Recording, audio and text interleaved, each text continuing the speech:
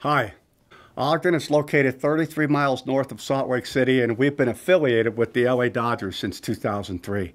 I was recently asked to comment on the impact our franchise and ballpark has had on our local community, but how do I sum up 2.5 decades in a few words? We started in '94 and played our first 2 seasons as an independent club in the Pioneer League. We were playing in a makeshift temporary ballpark, and quite honest, if it wasn't for the Milwaukee Brewers stepping up to take a chance on coming to Ogden, we wouldn't have made it. You see, I came from Salt Lake where that team was also independent, but I quickly realized Ogden was not big enough to support the business model of a professional independent minor league baseball team. And in 1997, Lindquist Field opened in the heart of downtown Ogden, and we've led the league in attendance ever since, with 2019 seeing a club average of 4,000 fans per game. Lindquist Field lived up to the movie quote, "If you build it, they will come," as it's been voted the best view in all of professional baseball. Lindquist Field was also the catalyst of what is now a change for the better downtown Ogden, with restaurants, apartments, movie theaters, etc. The ballpark began the Renaissance, and we're proud and grateful for being a part of it. I must note that Lindquist Field was expanded in 2008 as well, and now its total capacity can accommodate about 7,000 people. As is the case with most minor league cities, our team and ballpark is the summertime focal point. Being downtown, restaurants and bars are full. Ticket deals and shuttles to the ballparks to and from. Thousands of hotel beds are booked with visiting teams and umpires. Sponsorships are in full swing, from outfield billboards to radio, TV, and all the pageantry that goes on nightly. We take pride in our sponsors for one reason. They understand what we're doing in the community, and they want to take part in that. By the way, we don't have sponsors, we have friends. I can go on for hours here, but let me state just a few more things about some of the things we do in Ogden. We are proud of having Hill Air Force Base only 7 miles away from the ballpark, and we have an open gate policy for free tickets for all members on base. Just last season, we also enacted a policy that any person 80 years or older never has to pay to come see a Raptors game. We're honored to have them come to be a part of the family. Not just one game either. Over 30 seniors over 80 picked out seats for the whole season.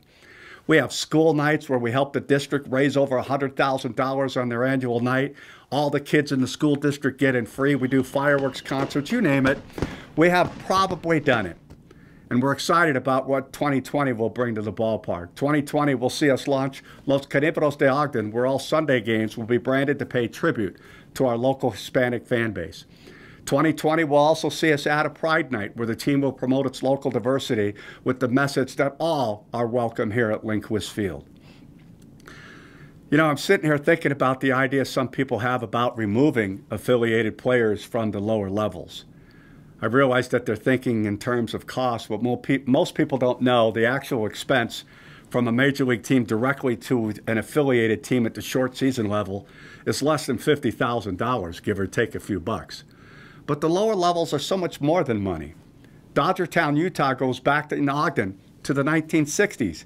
Tommy Lasorda, Steve Garvey, Bill Buckner, Bobby Valentine, they all started their careers in Ogden. Before that, Frank Robinson began in Ogden with the Reds in 1953. I state this because people remember them for what they went on to do. No one remembers our starting second baseman in '94 as an independent team, not even me, and I signed him. Currently, our fans remember Prince Fielder, Russell Martin, Dee Gordon, Pedro Baez, Kenley Jansen, Corey Seager, Jock Peterson, and most recent MVP, Cody Bellinger. Our fans connect with those kids, and it makes our fans lifelong Dodger fans, and more important, lifelong Major League Baseball fans. Having to be independent takes that connection away, and ultimately we lose baseball fans across the board.